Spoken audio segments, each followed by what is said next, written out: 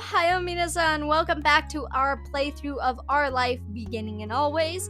We are going to continue where we left off last time, finishing Runaway and Fireflies today, and next time will be the end of step 1. Let's get into it. Let's go Fireflies first, and then we'll do Runaway last. Tonight we're going to catch fireflies! At this blunt declaration from your sister, you looked up from your macaroni and cheese dinner. Fireflies were a familiar sight all over summer, coming on warm nights to dance through the sky. Tonight was particularly balmy. You knew there were bound to be tons of them around. Oh, are you? You are you? You started eating faster. A grin curved your lips as you started to eat a bit faster, excited for what was to come. It seemed like you were too excited, however, as you started to choke and cough on your food from shoveling it down too quickly. Mommy reached over to pat you on the back, firmly helping to dislodge the noodles and enable you to breathe again. You took a big gulp of water from your glass, giving your moms a sheepish look. Oops. That's a good idea, Lizzie. Can we, Miss Flame? Shiloh tapped his fork against the table excitedly, his face lighting up as he looked at Lizzie. It was unusual for Shiloh to still be here. Like always, his mom had to bring him over really early in the morning before her job started. But normally she would have picked him up by now. She called before dinner to let your moms know she'd be late. You didn't hear why. Probably more work things. You thought maybe getting a hangout with Shiloh for longer is what made Lizzie want to keep running around outside. Staying at home and watching TV was never an option for her with guests over. That's why you were pretty sure she'd get your moms to agree. Wow. It's already so dark out there. Lizzie gave Mom the best puppy dog eyes she could, slowly spooning mac and cheese into her mouth while you waited for their response. There. Let them go. Nights like this don't happen every day.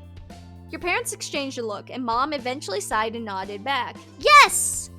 Along with Lizzie's cheers, you threw your arms up in triumph, but waited until you'd finished chewing to say anything because you knew it was rude to talk with your mouth full. Fine. Just make sure you stay on the hill behind our house with all the poppies, okay? Duh, Mom. That's where most of them are.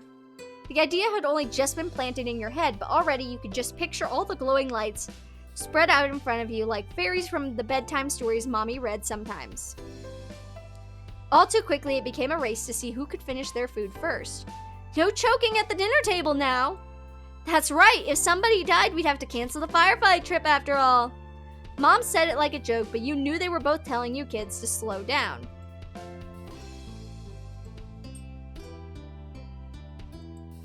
Shiloh did immediately. When you glanced at Lizzie, you saw her still eating faster than she should.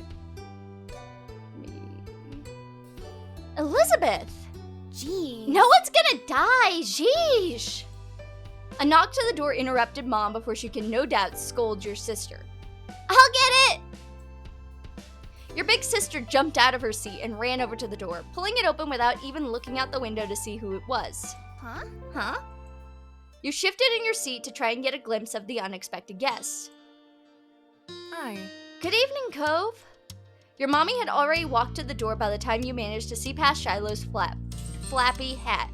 Flappy.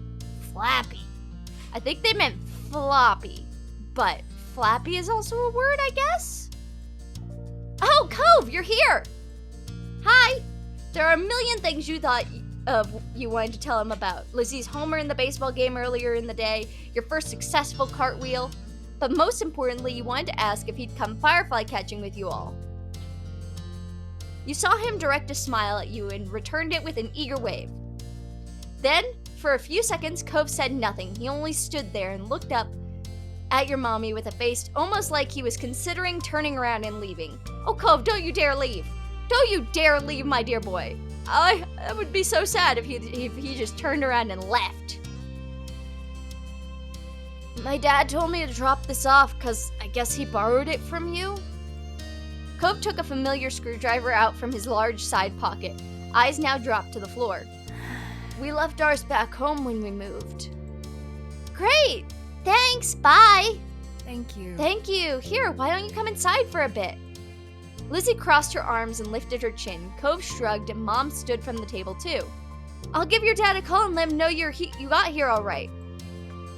Cove shuffled fully inside, eyes remaining on the ground. Mommy closed the door behind him. Hi, Cove! Shiloh gave Cove a friendly smile while waving by holding up his hand and opening and closing his fingers. Cove nodded in response.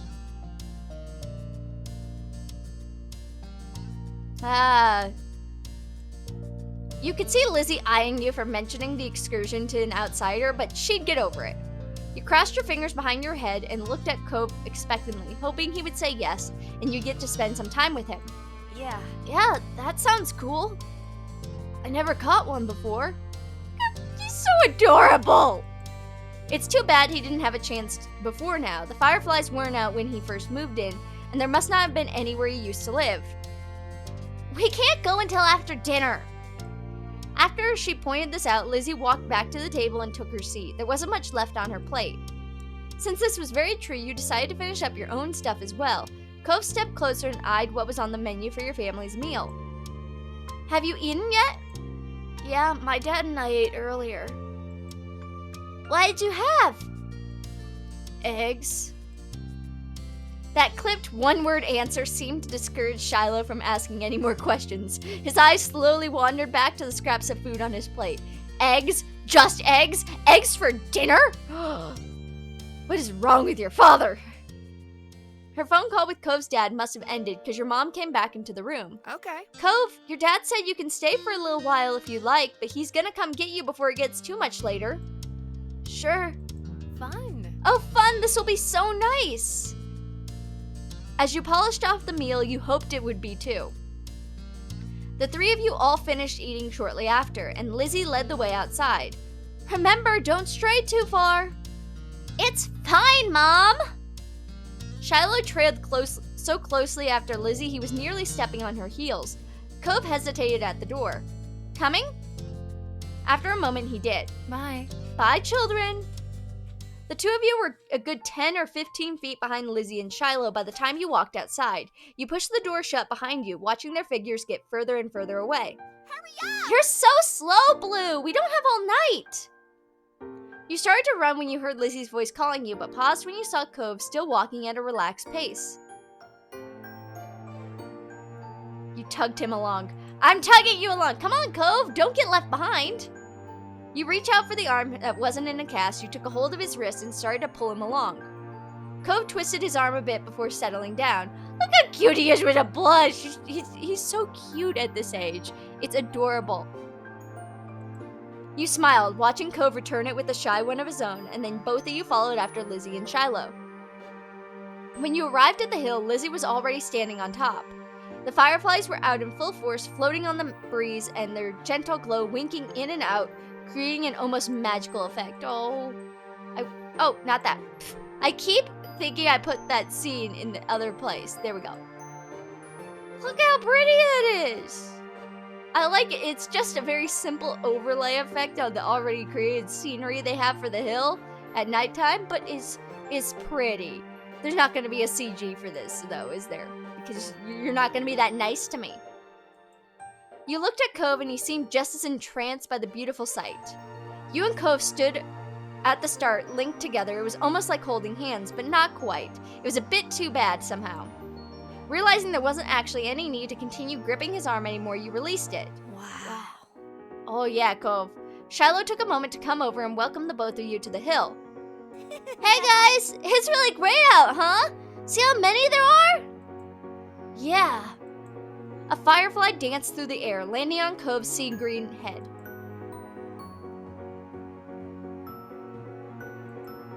Covering your mouth with a hand, the sound escaped you and Cove looked at you in confusion. What? Oh, look! Lizzie has one! That's amazing! Shiloh ran to the highest point of the hill, making sure not to lose his hat or backpack along the way. You hummed as the group divided and conquered, shifting your gaze to a dozen other fireflies sailing around. The game was on. Spotting one close to you, you approached it with assassin-like stealth, crouching down you to make yourself seem like less of a threat. Slowly dragging one foot in front of the other, you crept up towards it, arm outstretched. You closed your hand around the little glowing orb, careful not to crush it. The firefly landed on your palm, almost docile, and you stared down at your prize in delight. Its tiny legs tickled your skin and you giggled at the sensation. Cove kept up with his own target, but when he tried to grab, his pink cast waved awkwardly through the air, foiling his efforts to clap his hands around the firefly.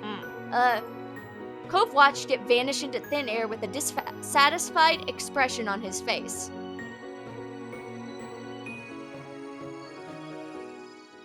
I'm gonna encourage him. Why would I not encourage him? He'll get the next one.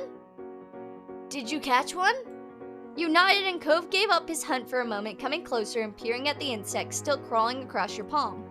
You held out your hand and he leaned closer, eyes widening a tad behind his glasses. Cove remained hypnotized by the little bug as he inched his hand closer to yours. Ultimately, he settled his fingers lightly over the top of the ones you were holding open. It tingled. The last thing you wanted was to accidentally scare the shy treasure off. The firefly, noticing the new connection, crawled onto Cove's hand. He quietly gasped. It worked! Yeah, you got one! Cove's lips turned into a slow smile, and his eyes shined brighter than the bug. Thanks, Blue. Your eyes and his locked together while still holding hands. He's so cute! Look at that! Look how cute this boy is! This boy is adorable! God! They know how to make a good, adorable boy. Definitely know how to hook me into this. He suddenly pulled away. Startled by the extreme movement, the tiny light disappeared before you could even blink. Your firefly was gone. Sorry. Oop. It's okay, Cove. That's okay. I couldn't keep it forever. You're right. Right. Bugs have to stay outside. Let's get another. We can work together. His face broke out into a wide grin. We'll get a bunch. With renewed vigor, you ran out onto the hill. You're not sure how much time passed when you were in the thick of it. All you could focus on was the adventure at hand. No critter was safe from your grasp. At first, you tried to keep a tally of how many you had caught, but once the number grew higher than 10, you had no more fingers left to count with. You were having the time of your life, racing up and down the hill with the crash of the ocean and the sound of everyone's laughter echoing in the background. Blue, this way!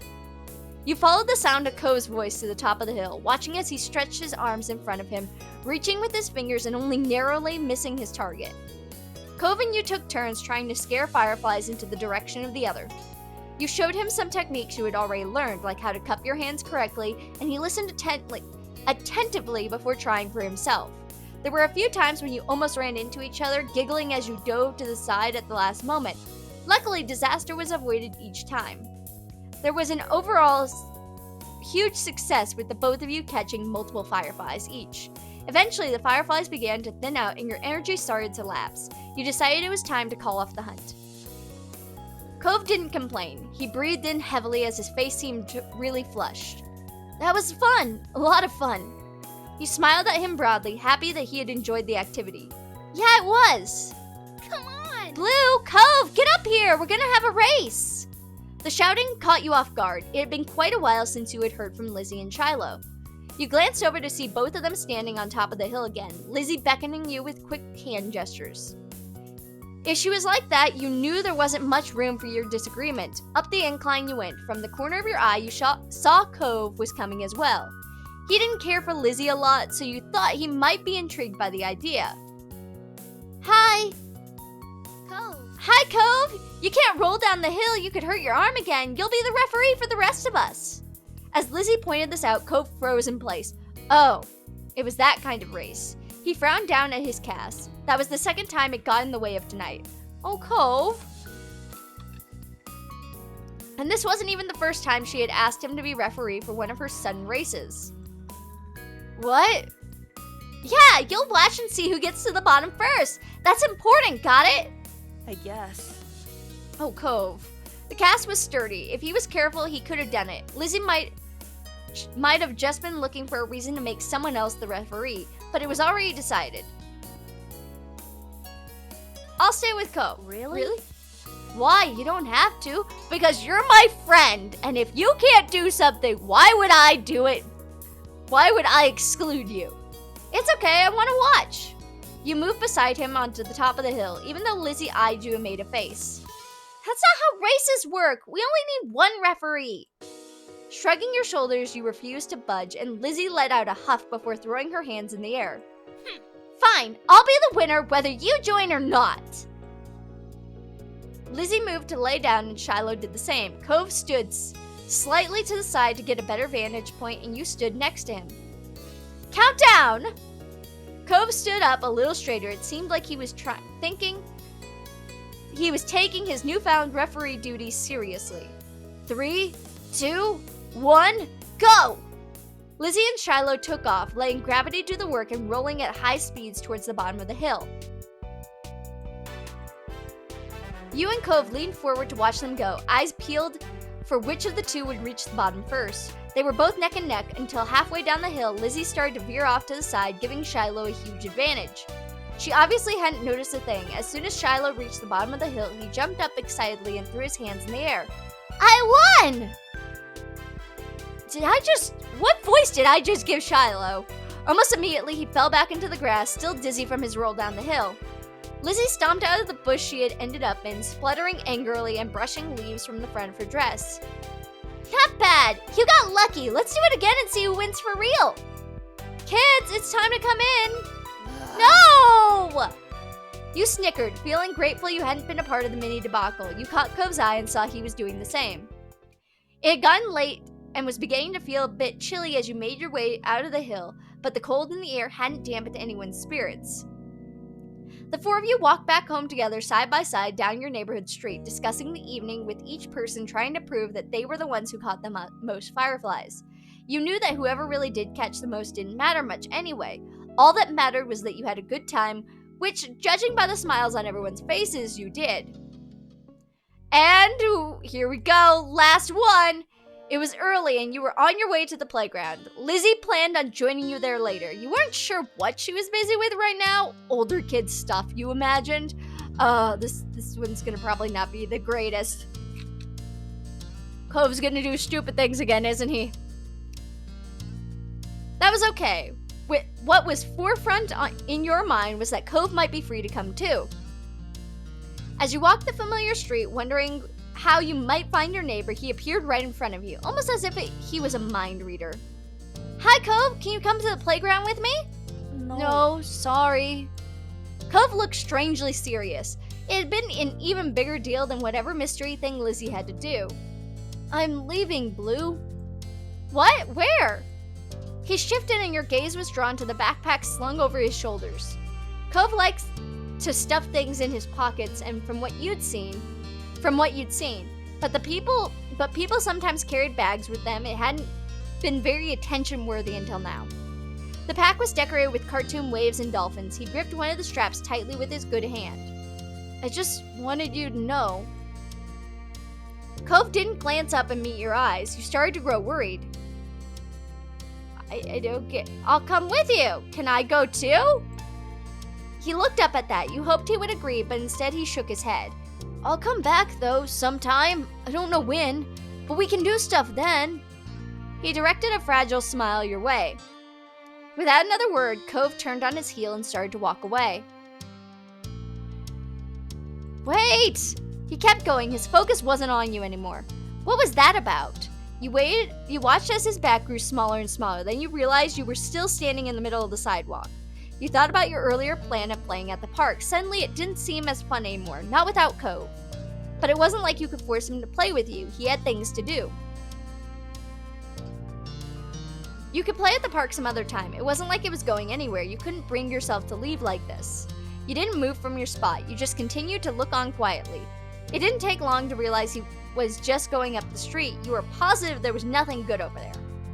Not the park, or the beach, or the store street, or his house, or anything. He was new. He might not know what you did. You jogged down the street to catch up to him. You slowed down once you reached his side, and he glanced at you from the corner of his eye and frowned. Go away, Blue. I just wanted to say you're going the wrong way. There aren't any places the way you're going. His mouth twisted further. He didn't appreciate your warning. I'm still going. Why? What are you doing? Walking. Why can't I come with you if you're just walking? Cove let out a deep sigh. You got the feeling he was starting to get mad at you. I told you, I'm leaving. I'm going to be gone for a while. Oh, Cove, don't yell at me. Don't do this, boy.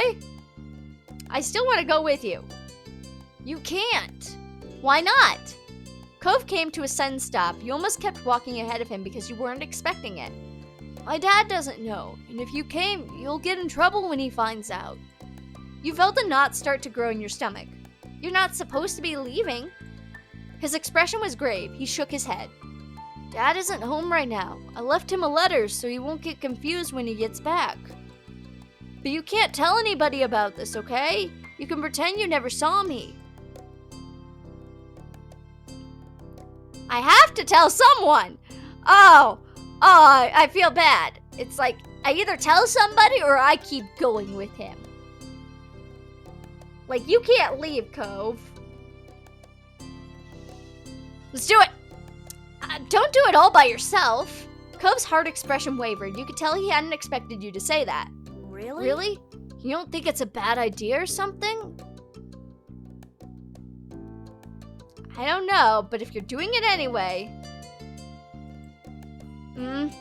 His lips curved into a smile. Okay, you can come.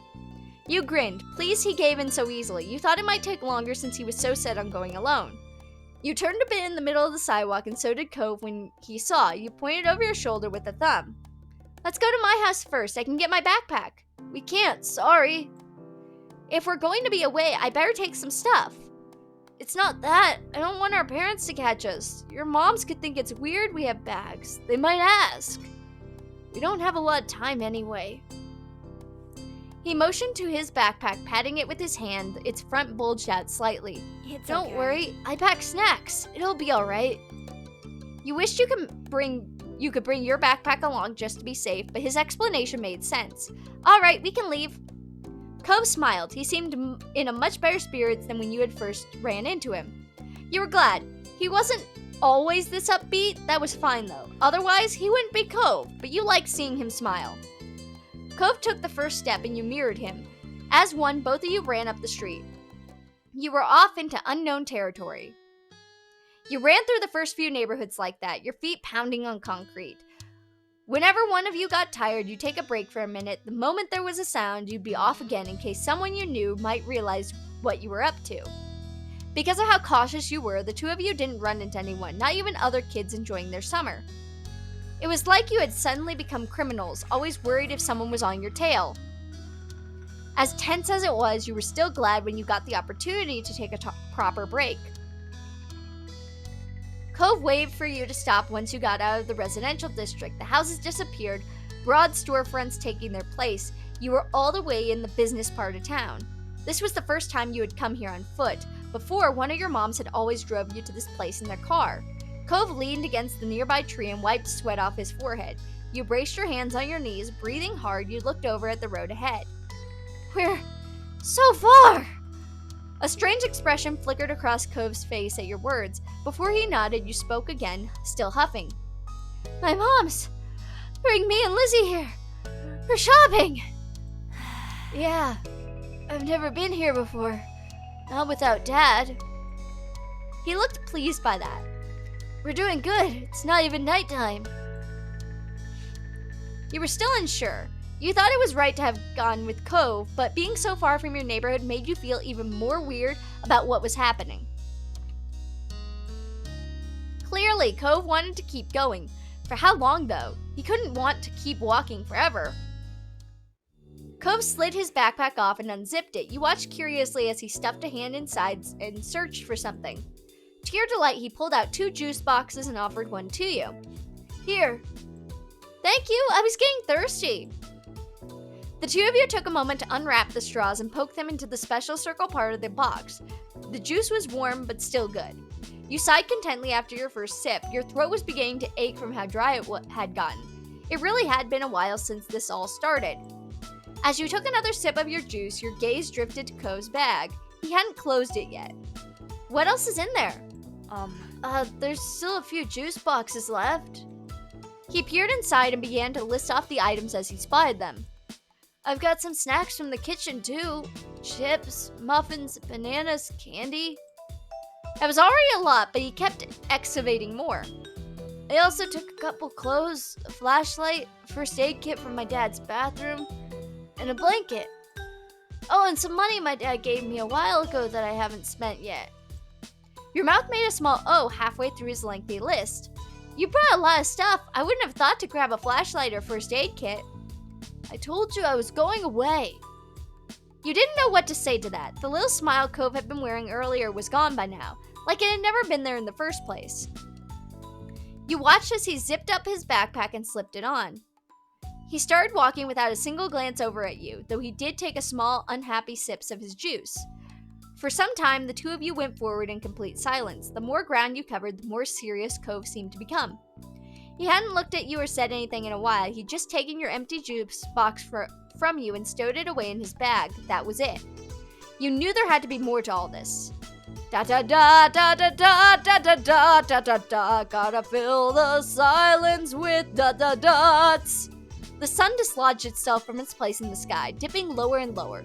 The street light lamps came on. It was as if they were anticipating nightfall. I mean, I'm just gonna keep walking. I don't think I can convince him to go back. Even if it was late, you weren't ready to turn back, and neither was Cove. The two of you continued to trudge past the storefronts. Silence fell over you again. You had no idea how to break it, or even if you wanted to. People had said it was a really tiny town, but to you it felt absolutely gigantic. Eventually, the business part of town ended too. There was no sidewalk anymore, only a long expanse of road. You walked on the grass instead. Not even that was enough to stop him. Onward was the only option. Your journey stubbornly continued. The hunch you had about Cove's possible destination soon became certainty. There was only one way out of town after all.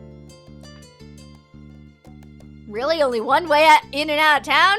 That doesn't sound good. Your feet hurt, you were tired, and the two of you didn't have any parents with you, but somehow you had reached the very edge of Sunset Bird. That's what the sign told you. You had lived in Sunset Bird forever. It was a very rare occasion that you'd see this sign. Most everything in your life happened inside city limits. The endless road ahead seemed scary in a way. It paralyzed you. You glanced at Cove. You had made it here just before nightfall, but now what? Outside town, there was nothing. How would he get to where he wanted to go? Cove, however, didn't falter. He kept walking. As he neared the sign, he finally stopped. That was a relief. He took off his backpack and sat down, crossing his legs beneath him. You lowered yourself beside the boy as he zipped his bag open and rummaged through it again. Whoa. What snack do you want? You were almost taken aback by his voice. It had been a while since you last heard it. Pursing your lips, you recall the snacks he listed off earlier. Wow. I'm just gonna get word tangled throughout this entire experience. I want chips. He pulled out a packet of chips for you and a muffin for himself. After passing you your food, he took a big bite out of the top of his muffin. You peered over at your friend. He stared at the path still ahead with a solemn expression. You turned away. The sun had set sometime after both of you had finished eating. Now it was dark apart from the faint moonlight. You watched as Cove grabbed the flashlight from his bag. What are we gonna do? Sleep out here? I guess. Oh, Cove! Cove, you can't sleep by a side! We're children! He was speaking defensively again. Cove flicked the flashlight on. A beam of light cut through the darkness, weakly illuminating the area you sat in. You pulled your knees up to your chest, wrapping your arms around them. You weren't cold. Summer nights were still sort of warm. You just felt like it. Is it okay if I ask something? Cove's focus didn't waver from the road, but he nodded. Why do you want to leave Sunset Bird so bad? At first, Cove was quiet. You started to think he wouldn't say anything. Then he spoke. My mom called today to check on me and stuff. She asked what Sunset Bird was like and how I was doing. It was okay. But when I asked if she'll come here, Mom said she couldn't. I can't go back either. Not right now. She has to move somewhere else first. Cove glared at the ground. His voice cracked as he continued. It's not fair. Why can't I even see her anymore? Oh, Cove. He used his uncast arm to rub both his eyes. I'm gonna go by it myself. I don't need anyone to take me.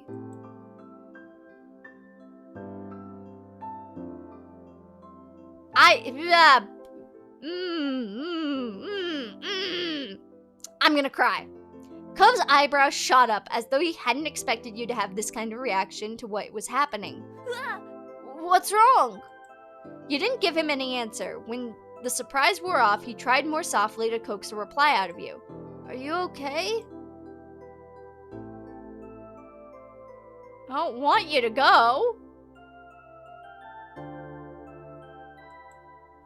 His lips clamped together and he awkwardly held his hands up in front of him, as though he wanted to do something but wasn't sure what. I'm sorry, I don't want to leave forever, it's just... Then he shook his head like he was trying to clear it. When he spoke some more, it was mostly to himself. If I don't go see Mom, then she's... Fresh tears glistened in Cove's red-rimmed eyes. He stubbornly tried to blink them away, but they slipped down his cheeks. Your heart twisted in your chest. No matter what, you hated seeing him cry. What'll happen? Mom doesn't call that much, and I haven't seen her in so long. Cove hiccuped, wiping his face with the back of his arm. His glasses got shoved up awkwardly as a result. If I don't go, she'll be gone. She'll forget about me. She wouldn't do that. How do you know? 'Cause nobody could ever forget you, Cove. His cheeks pinkened. Flustered, you broke eye contact and looked down. Cove sniffled. He seemed conflicted.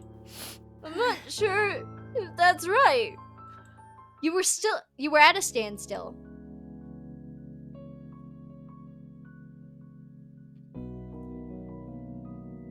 Everything will be okay if we just go home. Cove's brows furrowed, a scowl appearing at his lips. Nothing's gonna be okay. He turned away from you. You stared at his back. You couldn't just stop. Please, Cove? Da-da-da. After a few minutes of sullen silence, Cove twisted back around. He wouldn't look you in the eye. Okay, let's go. I don't want you to get in trouble. I don't want something bad to happen. He was doing it for you. That gave you a warm feeling inside, even if you wished he didn't want to leave in the first place. And that was that. Together you walked away from the exit sign. Your feet hurt a lot by this point, and you were so tired, but you convinced him you were bringing Cove home, and that's what mattered. On the long walk back, it was only thanks to the occasional street lamp and faint moonlight that you could see in the dark night. You were content to stick close together. Sometimes your drowsy walking caused one of you to almost bump into the other. The back of your hand brushed his.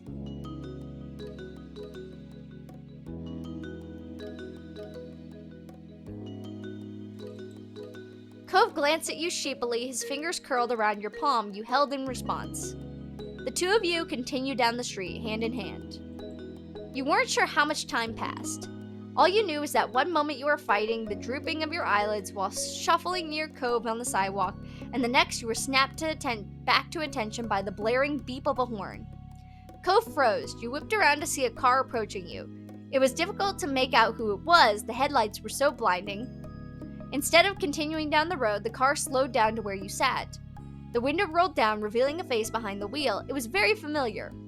Mom! She shouted back, not just because there was some distance between you and her. Where have you kids been? I've been looking everywhere for you! I was trying to help Cove. She stopped looking at you, instead staring straight ahead. Both her hands were gripping the wheel. In turn, Cove gripped your hand harder. It was hard to face. Guilt ate you up from the inside. All right. Get in. Let's get you two home. That at least made her showing up worth it. Your feet were aching like crazy from all the walking you'd done today. You yanked open the side doors, slipped inside the back seat, and then clambered over so Cove had enough room to climb in too. He followed in wordlessly, tucking his backpack near his feet. Your mom looked at you and Cove from the rearview mirror.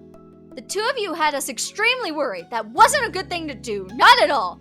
I'm sorry, Mom, but I couldn't let him go alone. Shamed, you both nodded as one. Sorry. Miss Flame? Sorry, Mom. She softened immediately, not enough to actually let go, though. You'll have to apologize to everyone else, too. With that, Mom started the car again and you were off. For the rest of the car ride, no one said anything. You thought all of you were pretty tired. In fact, you must have dozed off at some point because you woke up to the sound of the engine stopping. When you looked around to get a sense of your surroundings, you realized Cove was leaning his head on you. He might have been asleep before this too. The moment your eyes met, he turned away. We're back. You yawned as you got out of the car. Cove came out after, putting his backpack on again. Mom locked the car door and motioned for you two towards the house. She opened the front door and let you go in first. Mommy appeared quickly. She must have been waiting nearby. There was a phone in her hand. It worried you, thinking about who she might have been talking to. A tight line of her shoulders relaxed when she saw you and Cove. Oh, thank goodness, you found both of them. Yes, I did. They were walking down the main street together.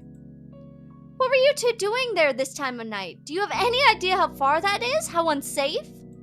You peeked at Cove. He still looked exhausted. His eyes were puffy and there were dried tear tracks stuck to his cheeks. I had to see my mom. Blue didn't want me to go alone. Your own mom shared a look. You weren't sure what it meant, but they always did that. You wondered if they could read each other's minds. Since they were communicating telepathically, you stole a glance around the house. Lizzie wasn't anywhere in sight.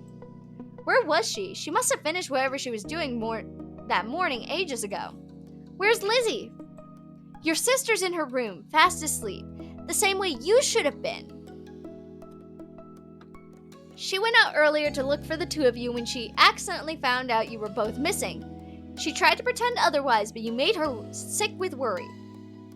She said she checked all the hiding places she could think of, but couldn't find either of you. You and Cove exchanged remorseful glances at that. Mommy noticed the discomfort. Okay. You two must be sleepy. You can sit down wherever you like.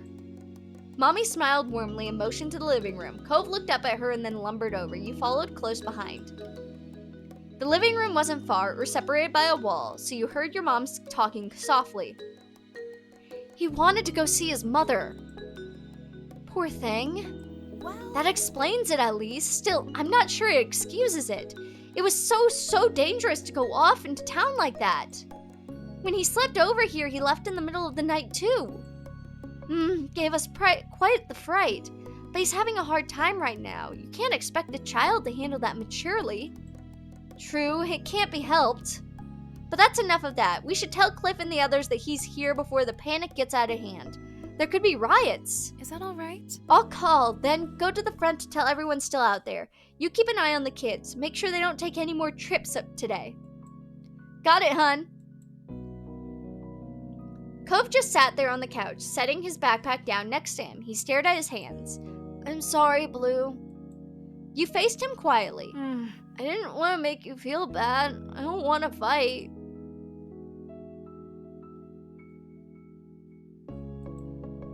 You don't have to. It wasn't your fault. It's all right. Despite Cove's protest, you couldn't help it. It would have been too hard not to say sorry after a disagreement. But having him apologize did make you feel much better. Before you could say anything else, the front door opened. Your mom was back with Mr. Holden close behind her. He made a beeline for the couch, his gaze trained on his son. Cove! God, are you all right? Strands of his hair had fallen out of his ponytail. His eyes were darkened like he'd been crying too. Cove stared up at his dad, his own eyes wide beneath his frames of his glasses. He really hadn't expected it to be such a big deal. I'm okay. Good. That's good. I'm so glad to hear that. He clasped a hand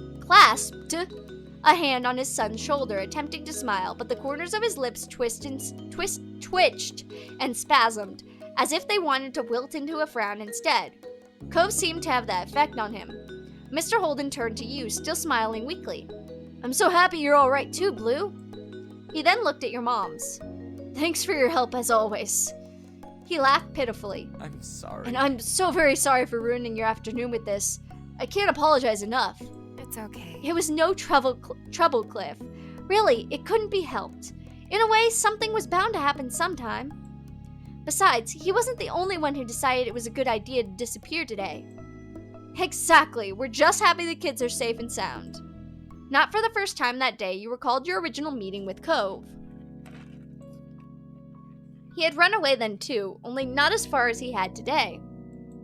Cove must have had similar thoughts because he mumbled an apology. Sorry, Dad. I won't leave anymore, I promise. Some life seemed to return to Mr. Holden's thanks to his promise. This time round, his smile was more genuine. I'm so glad. It's a relief to hear. Next time you feel like running off, come to me first, okay? We can talk about it. I'm here for you. Cove nodded. His dad reached out and mused.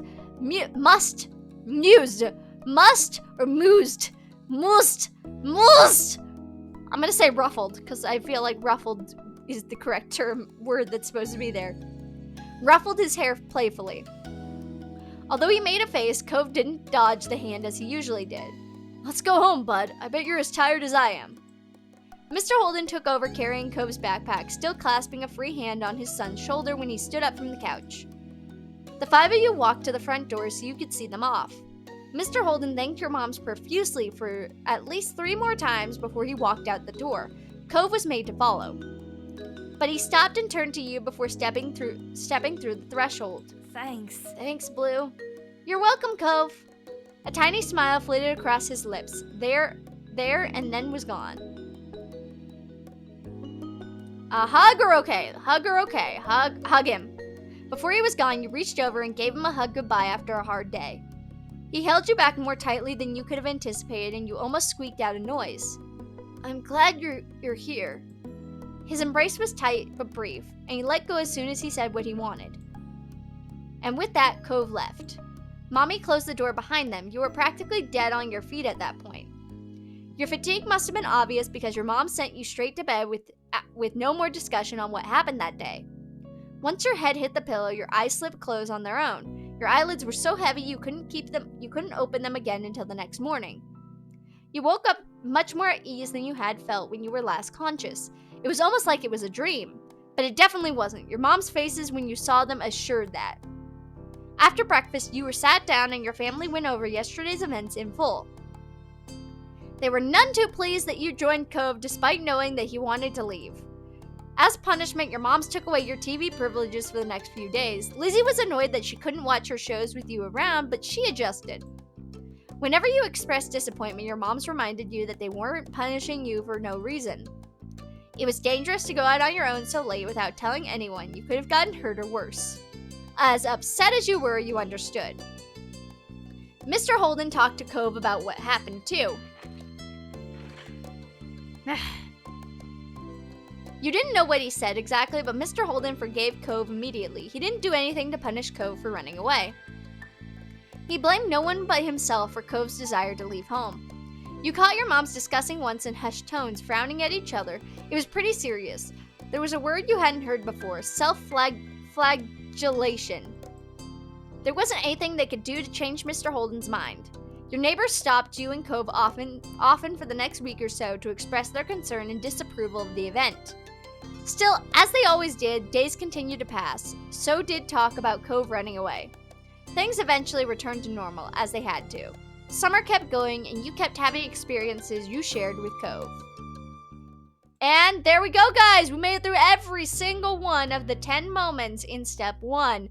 Thank you all so much for joining me. Next time we will finish Step 1, and then we'll finally go on to Step 2. That'll be a fun experience.